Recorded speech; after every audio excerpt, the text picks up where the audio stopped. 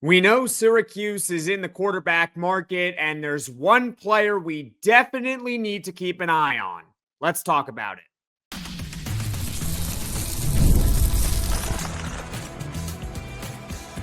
You are Locked On Syracuse, your daily podcast on the Syracuse Orange. Part of the Locked On Podcast Network, your team every day. Hello, everyone, and welcome into Locked On Syracuse. I'm Jackson Holzer. Thank you for making us your first listen of every single day here on the Locked On Podcast Network. It's your team every day. And of course, we are always free and available wherever you get your podcasts. And on today's show, we are going over a variety of Syracuse football topics. We'll give you some highlights and overall recap of Syracuse football's 2026 recruiting class, which overall, I believe that Fran Brown delivered with the 2026 class. We'll talk about that later on in the show. Plus, Syracuse football had a position coach leave the program today, and also a player just a couple of days ago decided to enter the transfer portal. But first, we know a player that Syracuse football is definitely interested in at the quarterback position. And we'll talk about that in just a moment. But first, this episode is brought to you by Game Time. Download the Game Time app, create an account, and use code LOCKEDONCollege for $20 off your first purchase. We know that Syracuse football is in the quarterback market. Fran Brown has already publicly stated, and I have already regurgitated this message a lot here on this show, but it's worth repeating that Fran Brown is looking for multiple quarterbacks in the transfer portal, multiple guys with experience, and there's a couple of reasons for it. Number one, Steve Angeli's coming off a torn Achilles. We hope that he is healthy and ready to go for the 2026 season, but it is not a guarantee. And number two, we saw last year what it was like with Syracuse when Steve Angeli went down and there was nobody behind him that was either good enough or ready enough to compete for Syracuse football at the quarterback position. And it was one of the main reasons why the 2025 season ended up being a complete and utter disaster. So with that said, we know a player that Syracuse is interested in, and that is Marcus Stokes. There are multiple reports out there already. He is 6'2", 215 pounds, and he will be a redshirt junior, so 2 more years of eligibility left. He has spent all 3 of his seasons at West Florida, which is an FCS program. The other teams that have expressed interest in Marcus Stokes are Florida State, Iowa, Northwestern, and then you got some G5 schools like Old Dominion, UTEP, Buffalo, Liberty, and Appalachian State. In 2025, he played in 12 games, threw for nearly 3,300 yards, 30 touchdowns, 13 interceptions, and he also ran for 367 rushing yards and 10 touchdowns. Stokes is a very interesting case because in 2023, he was actually a 4-star recruit with plenty of offers. In fact, he was actually at one point verbally committed to play for the University of Florida. However, Florida later pulled his offer after a video online surfaced of him using a racial slur while he was singing along to a rap song in his car. Now, I don't want to sit here and sound insensitive to that. I understand how that could be a major red flag for many of you out there. So I completely understand if you hear what I just told you and you say, you know what, I don't want this guy on our team. I completely understand it. The way I'm viewing it is I trust Fran Brown and this coaching staff. So if Fran Brown and this coaching staff make the determination that he is worth adding to the roster, that he has shown remorse, that he has paid his dues, that he understands where he went wrong, then I'm not going to judge against it. I just hope that Fran Brown and everyone there is doing their due diligence and background check on a guy like Marcus Stokes. As far as the fit is concerned, I kind of view him like Taron Dickens, who we talked about on this show just a few days ago as an option for Syracuse in the transfer portal at quarterback. He is someone that thrived at an FCS level. He has clearly outgrown that competition. I have no doubt in my mind that he can probably be a starter at a G5 program. I don't know if he could be a starter at a Power 4 program. That's the $1 million question, because FCS and FBS level of football is just completely different. The speed mainly is completely different. And then you go from G5 to Power 4, and it gets amplified even further. So is Marcus Stokes a fit for Syracuse? Based on his ability and what he has shown at an FCS school at West Florida, and given his high school background being a 4-star recruit in the class of 2023, I think at minimum, he could be a quality backup for Syracuse and a decent insurance policy for Steve Angeli. But having said all that, like I said with Taron Dickens, because there is that risk of him coming from an FCS school, if Syracuse were to land him, I would also like them to get someone that has played either at a G5 school or a power conference school that has experience, so that you got your upside guy and you also got someone who you know for sure can be a quality backup for Steve Angeli. What are your thoughts? Do you think that Marcus Stokes to be a fit for Syracuse? Comment in the comments section below. Now, this next player that we're going to talk about, fair disclaimer, he has not yet been linked to Syracuse. In fact, reports kind of vary as far as what schools are going after this player. But the player that I am talking about is Jackson Arnold. He is expected to enter the transfer portal. He was Auburn's starting quarterback this past season, and in 2024, he was the starting quarterback of Oklahoma. I do think he is worthy of discussion, and I'll get to it in just a moment, but here are the numbers of Jackson Arnold. In 2025, he played in 10 games, 63% completion percentage, 1,300 passing yards, 6 touchdowns, 2 interceptions. He also is a dual threat guy. He ran for over 300 yards and 8 touchdowns. And with Oklahoma in 2024, he played in 10 games, 63% completion percentage, about 1,400 passing yards, 12 touchdowns, 3 picks, and also ran for over 400 yards and an additional 3 rushing touchdowns. Jackson Arnold is most likely going to be a starting quarterback next season, for a number of reasons. Number one, he has been a starting quarterback for not one, but 2 SEC programs. And number 2, he's only got 1 more year of eligibility left. And I'd imagine that he doesn't want to use that final year of eligibility to sit on the bench. But if he is open to potentially being a backup, I think someone like Jackson Arnold is honestly the perfect type of quarterback that Syracuse should be looking at. Someone who you know has experience. You know that if you need to play him for a few games, your team could still be okay.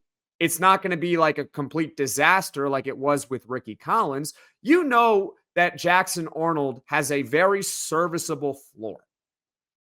But you also know, based on what he has shown over these past couple of seasons, that he is not a good power conference starting quarterback. He's not. He was not good at Oklahoma. He was not good at Auburn, but he played a lot and he was at least serviceable. Like I said earlier, I don't think Syracuse is ultimately going to get Jackson Arnold, because I think that he is going to seek out a starting opportunity literally anywhere before you get into that backup mode. But if he is open to being a backup, I definitely think Syracuse should check in on it and see if it's worthy of potentially bringing in and paying top dollar for a backup quarterback in Jackson Arnold, because make no mistake, he's not going to come cheap one way or another. He's either going to be a lower level starting quarterback somewhere, and lower level starting quarterbacks still get paid a lot, or he is going to be a very high quality backup somewhere, and those guys also don't come cheap. So comment your thoughts in the comments section below. Again, Syracuse, they haven't been linked to Jackson Arnold. When I saw that report yesterday that he plans to enter the portal, my mind immediately went to, I think he could be a fit. I think it could work. He would just have to be open to being a backup quarterback at Syracuse with that small possibility of, hey, if Steve Angeli isn't ready to go, then you're our guy. Then you'll be the quarterback for Syracuse next year. Comment your thoughts right now in the comments section below. Those are the two quarterbacks, or really one quarterback to keep an eye on is Marcus Stokes, because you know that there's definitely interest. But Jackson Arnold, I hope that Syracuse could at least get a little bit involved with him and investigate it and see whether or not it is actually worth bringing in a guy like Jackson Arnold. Coming up, signing day recap, signing day highlights. Overall, Fran Brown delivered for Syracuse, and we'll talk about it next on Locked On Syracuse. The World Cup is coming to North America for the first time since 1994, and with 48 teams for the first time ever, it's going to be massive. But let's be honest, getting tickets is usually the hardest part, and that's why the Game Time app is clutch. Finally giving fans a real advantage when it comes to snagging seats. And with Game Time, you could track price drops in real time, get alerts when great seats open, and buy tickets the moment they hit the app. It puts the power back in your hands and makes going to the World Cup realistic instead of impossible. And the prices, they include the freeze up front, which I love. There are no last-second surprises at checkout. Take the guesswork out of buying World Cup tickets in every match, concert, or event with Game Time. Download the Game Time app, create an account, and use code LOCKEDONCollege for $20 off your first purchase. Terms apply. Again, download the app, make an account, and use code LOCKEDONCollege for $20 off. Swipe, tap, ticket, go. Game Time. Syracuse football had a very impressive 2026 early signing period. Let's dive right into it. Now, theoretically, 2026 recruiting is not over. There is an official signing period months from now. But for the most part, for most schools around the country, including Syracuse, the early signing period is when the majority of action in recruiting ends. This is it for the most part. There's not going to be much movement between now and months from now with the official signing period. So basically what I am saying is 2026 recruiting is all but over. And Fran Brown delivered.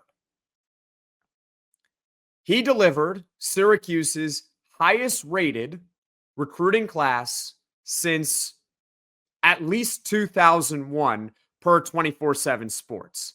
Syracuse's 2026 recruiting class completed the Triple Crown. They are a top 30 national recruiting class on 24/7 Sports composite. Unfortunately, they're 31 on actual 24/7 Sports, but still. 24/7 Sports composite, top 30. ESPN, top 30. And On3, top 30.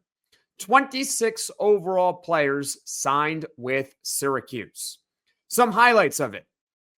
Number one, and we've talked about him a lot already on this show, and he pump faked us a little bit, but ultimately ended up signing with Syracuse, so doesn't matter. He's officially locked in with Syracuse. Calvin Russell, the first 5-star recruit to Syracuse football since Johnny Morant.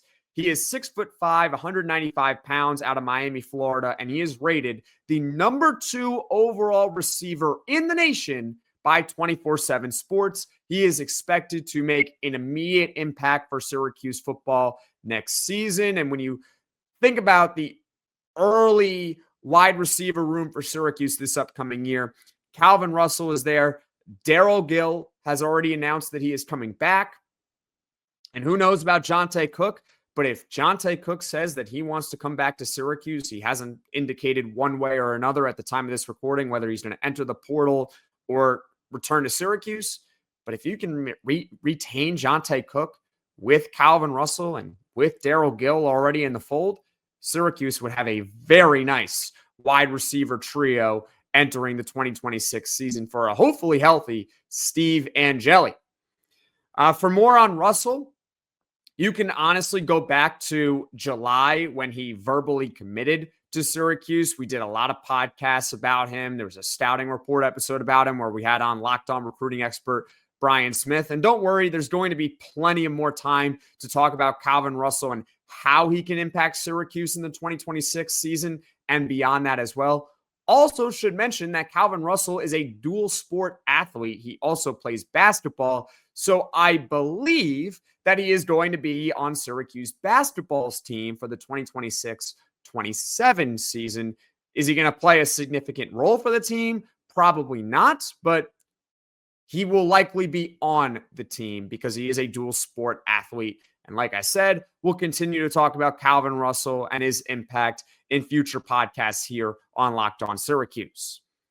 Another major highlight is that Syracuse had 7 players in this 2026 recruiting class that were rated 4 stars or better on at least one major recruiting service. Those players: Calvin Russell, who we just talked about; Amari Goff, a wide receiver out of Virginia. He was a 4-star on all 3 major recruiting sites. You have Tadarius Hughes, a defensive back out of Florida. He actually flipped from Florida State weeks ago. That was a great flip by Syracuse. You got Cameron Wilson, also a defensive lineman from Florida. There were plenty of rumors for months that he was going to flip. Nebraska was involved over the summer.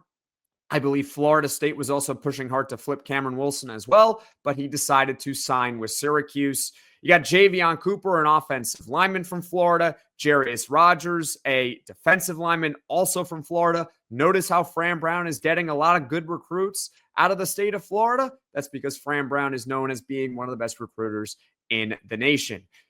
It's a very solid young foundation that he has built with this 2026 recruiting class.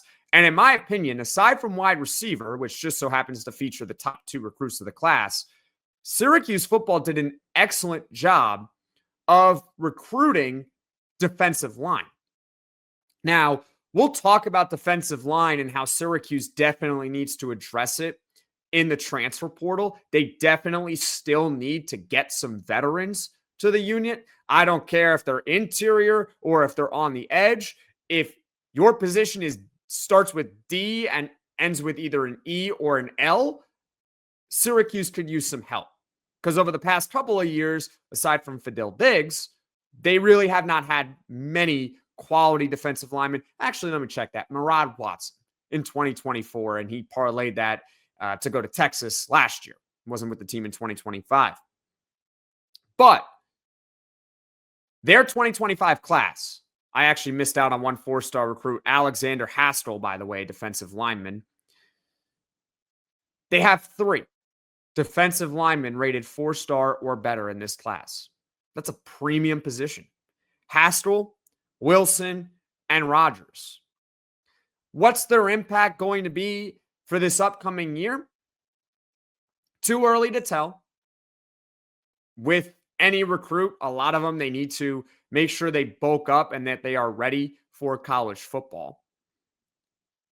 In general, if they are going to earn significant playing time in year 1, it's because they earned it over some quality veterans and not just because it's out of necessity. But regardless, it's great for the future that Syracuse in the 2026 recruiting class got 3 4-star defensive linemen. That is terrific. And hopefully in future years, that unit is significantly better than it's been in the previous 2 years. Moving forward, I think Fran Brown, by now, we know this with Syracuse, that he has recruited at a very high level. That being said, I think that we can raise the expectations even further for him.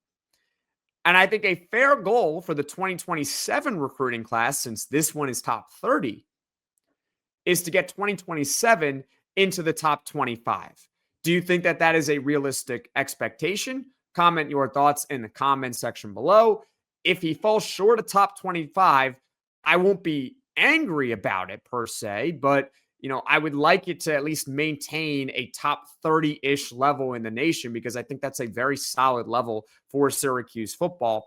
But top 25 for 2027 would be outstanding. A lot of it, though, is going to depend on whether or not Fran Brown is able to get another recruit at a similar level to Calvin Russell and what he had in 2026, because getting guys like him, they bolster those recruiting rankings. Comment your thoughts right now in the comments section below. Your thoughts on Syracuse's 2026 recruiting class. We'll talk more about it in future episodes. We'll go over more prospects in depth, but this was just some signing period highlights from late last week. Comment your thoughts right now in the comment section below. Now, coming up, more Syracuse football news. We had a coach leave earlier today, and a running back entered the transfer portal. We'll talk all about it next on Locked On Syracuse.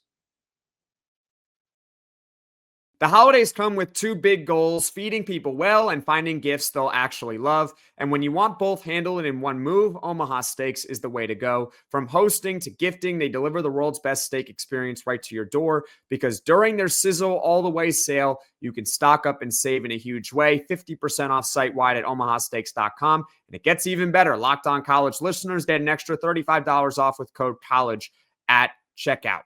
Save big on gourmet gifts and more holiday favorites with Omaha Steaks. Visit omahasteaks.com for 50% off site-wide during their Sizzle All the Way sale. And for an extra $35 off, use promo code COLLEGE at checkout. Terms apply. See site for details. That's omahasteaks.com, code COLLEGE. Locked On Syracuse, I'm Jackson Holzer. Some more Syracuse football news for you all, ladies and gentlemen. Let's all catch up on this together. First and foremost, this happened earlier today, Monday, December 8th. You had Syracuse Edge's coach, Nick Williams, decide to leave the program. He is now with Florida State as their Edge's coach. My reaction to this, I'll be completely transparent and honest with you all. I don't really see it so far as a big deal. It obviously could turn out to be a big deal losing a position coach, but overall, it's sort of what my reaction was with Elijah Robinson and leaving for LSU to be their D-line coach. As far as Nick Williams is concerned, did he really work with Syracuse when he was here with Fran Brown? Aside from Fidel Diggs, who was already established at Texas A&M, what edge rusher was really all that great for Syracuse over the past couple of seasons? Anyone? Any answer? Am I missing someone? I don't think so. So, am I upset that Nick Williams decided to leave and take a job with Florida State? Not really. I wish him nothing but the best, but as far as what he did at Syracuse and his impact, at best, you can say he got the most out of Fidel Diggs from his time at Syracuse compared to when he was at Texas A&M. But overall, did any player take a significant step forward in development while he was there? The answer is no. So Nick Williams deciding to go to Florida State. Best of luck to him. Next up, Malachi James plans to enter the transfer portal per himself. Malachi James was a 2024 three-star recruit out of New Jersey. He is a running back. He is known for his elite track speed. But as far as the loss for Syracuse is concerned, as of right now on the surface, it does not appear to be that big of a deal. Malachi James spent 2 seasons with the program, and he had a grand total of 2 carries. That's 2 more carries than you and I had in that same time period. What I wonder is, with Malachi James in the portal, what program is going to go after him? And what role is he going to have with that program? Because I think that there could be something there with him because of his elite track speed. So, on the surface, again, like I said, it doesn't appear to be a big loss for Syracuse. I'm not mad that Malachi James plans to enter the transfer portal. In fact, he seemed to give an indication that it was more on Syracuse's end and less on his end. But if we're looking back on this in a year or two from now, And we're saying what a big loss this was for Syracuse because some team out there was able to unlock him and get the most out of him. I would not be completely surprised by it. But as of right now, doesn't seem like that big of a deal. I do think, and we'll talk about this in future podcasts, that running back should be a position of target for Syracuse. What type of running back and where is running back at in the pecking order of needs? That is also up for debate. But I do think that Syracuse could use another running back for the 2026 season. Malachi James, I guess he could have maybe filled a void there, but he plans to enter the transfer portal. Obviously, best of luck to Malachi James for the future. Now, as far as what's coming up here on Locked On Syracuse in the near future, tomorrow, we are going to go over all the top players that have already announced their intentions to stay with Syracuse and try to forecast what their role and their impact could be for the 2026 season. And then on Wednesday, we'll go over what Syracuse football needs in the transfer portal. Point blank, I'm going to let you in a little secret. I think every position group on the team could use an upgrade. But we'll go more in depth on Wednesday. And then on Thursday, Syracuse basketball is finally back in action. They play at 9 p.m. Eastern. So another 9 p.m. tip-off for you all, ladies and gentlemen, against St. Joseph's. Win, lose, or draw, there will be a full post-game reaction here on Locked On Syracuse. So that's what's coming up on this podcast in the near future. Thank you all so much for watching. Thank you all so much for listening. If you like this podcast, be sure to hit that like button. If you really enjoy the podcast, be sure to hit subscribe. Tell all your friends about Locked On Syracuse, and I will see you all again soon.